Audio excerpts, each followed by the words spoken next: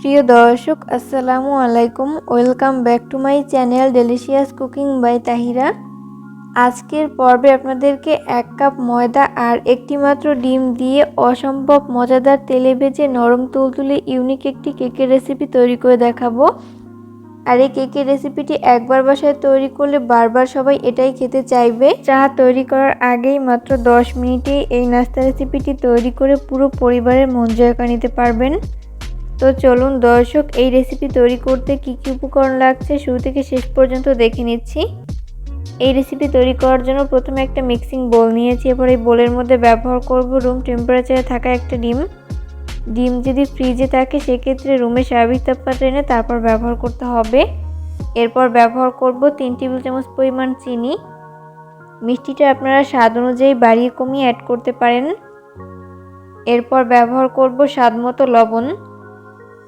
এরপর এই সমস্ত উপকরণগুলোকে একটা হ্যান্ড উইক্সের সাহায্যে ততক্ষণ বিট করে নিব যতক্ষণ না পর্যন্ত ডিম আর চিনি খুব ভালো মতো গলে মিশে যায়।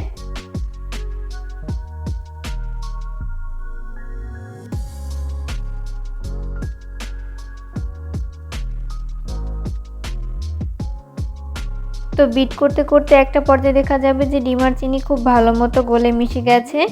এই পর্যায়ে আমি এর মধ্যে ব্যবহার করব 1 টেবিল চামচ পরিমাণ সয়াবিন তেল। এরপর আবারও 1 মিনিটের মতো বিট করে নিব।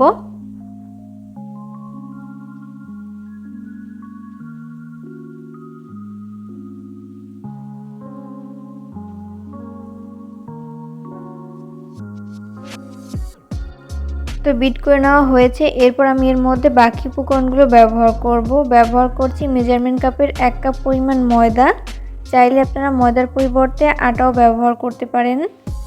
এরপর ব্যবহার করব হাফ চামচ পরিমাণ বেকিং পাউডার। এখানে অবশ্যই বেকিং পাউডার ব্যবহার করতে হবে। এরপর এই সমস্ত উপকরণগুলোকে হাতের সাহায্যে খুব ভালো করে মিশিয়ে নিব।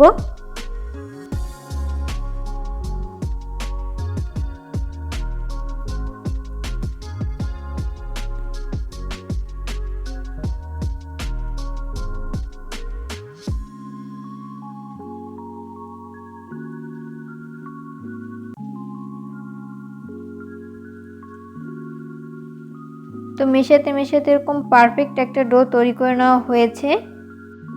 এরপর নাস্তা শেপ তৈরি করে নিব। ওই জন্য হাতে সামান্য পরিমাণ সয়াবিন তেল মেখে এখান থেকে অল্প অল্প করে মিশ্রণ নিয়ে নিচ্ছি।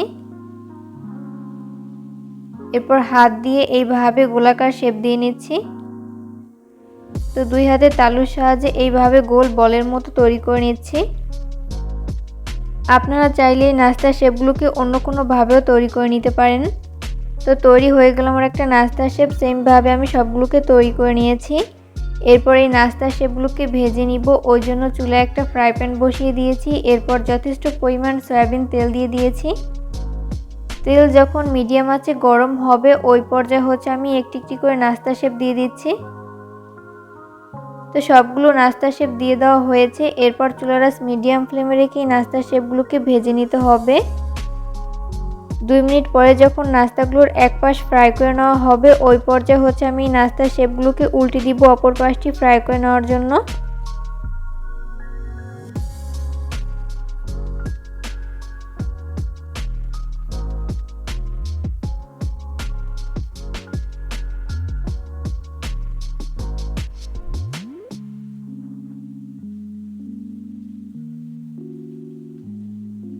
তো উল্টে পাল্টে নাস্তার শেপগুলো যখন 2 পাশ গোল্ডেন ব্রাউন কালার করে ভেজে নেওয়া হবে ওই পর্যায়ে আমি নাস্তার শেপগুলোকে তেল ঝরিয়ে তেল থেকে উঠিয়ে নিব।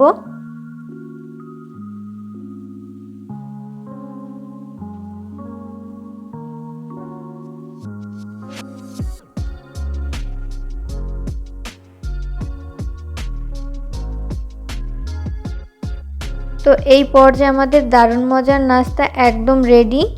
চেষ্টা করেছি রেসিপিটি সহজভাবে শেয়ার করতে। আশা করছি বরাবরের মতো আমার আজকের রেসিপিটিও আপনাদের কাছে সহজ এবং ভালো লেগেছে। রেসিপি ফলো করে অবশ্যই বাসায় ট্রাই করবেন। দেখবেন পরিবারের ছোট থেকে বড় সবাই অনেক বেশি পছন্দ করবে আর অনেক মজা করে খাবে। বিশেষ করে বাচ্চারা অনেক বেশি পছন্দ করবে। তো আমি একটা নাস্তা শেপ আপনাদেরকে ভেঙে শেয়ার করছি যেটা কতটা পারফেক্ট হয়েছে। বাসায় ট্রাই না করলে বুঝতেই পারবেন না। অবশ্যই রেসিপিটিকে ফলো করে ট্রাই করবেন। রেসিপি ভালো লাগলে অবশ্যই ফ্রেন্ডস অ্যান্ড ফ্যামিলিদের মাঝে শেয়ার করবেন। চা বানিয়েছেন? তাহলে চা বানানোর আগেই তৈরি করে নিন দারুণ মজার তেলে ভাজা কেকের রেসিপি। একবার খেলে বারবার সবাই এটাই খেতে চাইবে। আজকের পর্বে আপনাদেরকে তেলে ভাজা কেক তৈরি করে দেখাবো। তো চলুন দর্শক, তেলে ভাজা কেক তৈরি করতে কি কি উপকরণ লাগছে শুরু থেকে শেষ পর্যন্ত দেখে নিচ্ছি। কেক তৈরি করার জন্য প্রথমে একটা বোল নিয়েছি। এরপর এই বোলের মধ্যে ব্যবহার করব রুম টেম্পারেচারে থাকা একটা ডিম। ডিম যদি ফ্রিজে থাকে সেক্ষেত্রে রুমের স্বাভাবিক তাপমাত্রা এনে তারপর ব্যবহার করতে হবে। এরপর ব্যবহার করব 3 টেবিল চামচ পরিমাণ চিনি। মিষ্টিটা আপনারা স্বাদ অনুযায়ী বাড়িয়ে কমিয়ে অ্যাড করতে পারেন।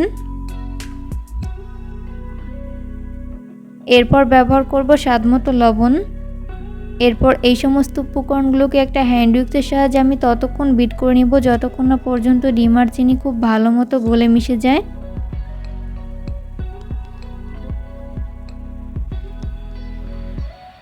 তো বিট করতে করতে একটা পর্যায়ে দেখা যাবে যে ডিম আর চিনি খুব ভালো মতো গলে মিশে গেছে। ওই পর্যায়ে আমি এর মধ্যে ব্যবহার করব 1 টেবিল চামচ পরিমাণ সয়াবিন তেল।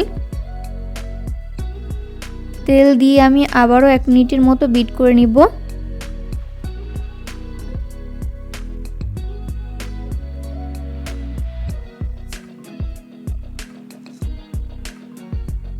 তো এই পর্যায়ে বিট করে নেওয়া হয়েছে। এরপর আমি এর মধ্যে বাকি উপকরণগুলো ব্যবহার করব।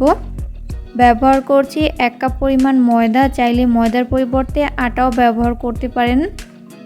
এরপর ব্যবহার করব হাফ চামচ পরিমাণ বেকিং পাউডার। এখানে অবশ্যই বেকিং পাউডার ব্যবহার করতে হবে, বেকিং সোডা ব্যবহার করা যাবে না। এরপর হাত দিয়ে খুব ভালো করে মিশিয়ে নিচ্ছি।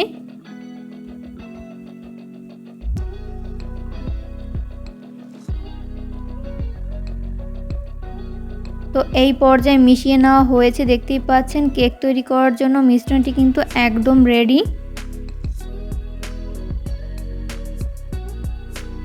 এরপর কেকগুলোকে তৈরি করার জন্য বোর্ডে সামান্য পরিমাণ ময়দা ছড়িয়ে দিলাম।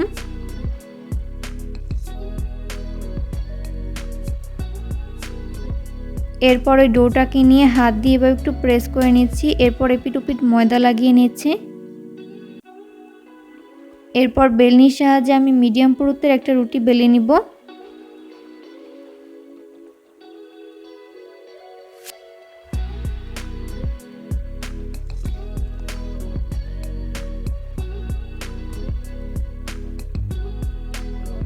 তো এই পর্যায়ে মিডিয়াম পুরুত্বের একটা রুটি বেলে নেওয়া হয়েছে। এরপর ছুরির সাহায্যে এইভাবে লম্বালম্বি করে কেটে নিচ্ছি।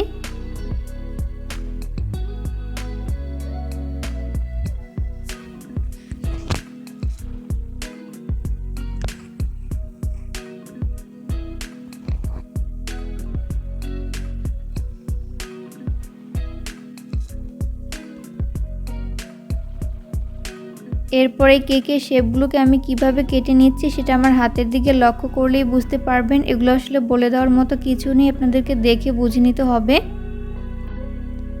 আপনারা চাইলে এই ডিজাইনগুলো অন্য কোনো ভাবেও তৈরি করতে পারেন।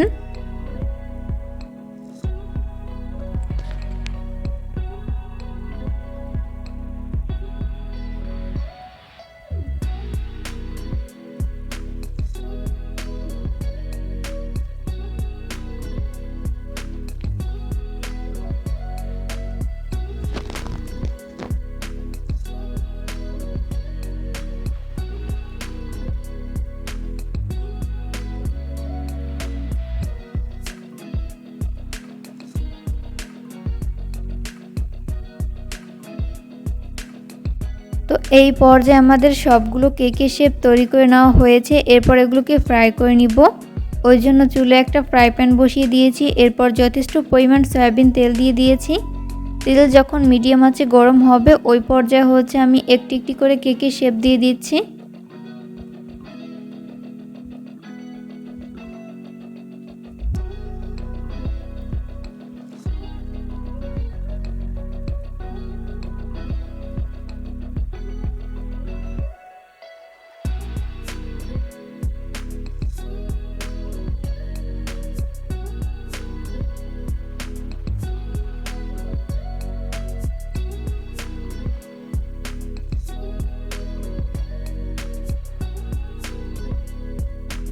তো প্রথম ব্যাচে যতগুলো কেকের শেপ ধরে আমি ততগুলো দিয়ে দিয়েছি, বাকিগুলোকে পরের ব্যাচে ভেজে নিব।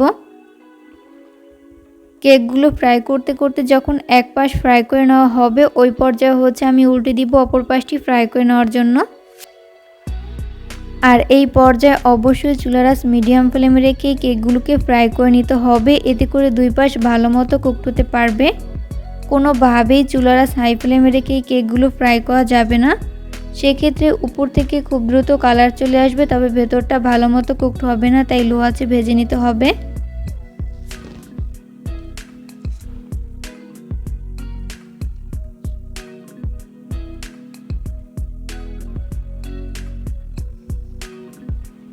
তো উল্টে পাল্টে কেকের শেপগুলো যখন দুই পাশ গোল্ডেন ব্রাউন কালার করে ভেজে নেওয়া হবে ওই পর্যায়ে আমি কেকগুলোকে তেল ঝরিয়ে তেল থেকে উঠিয়ে নিব।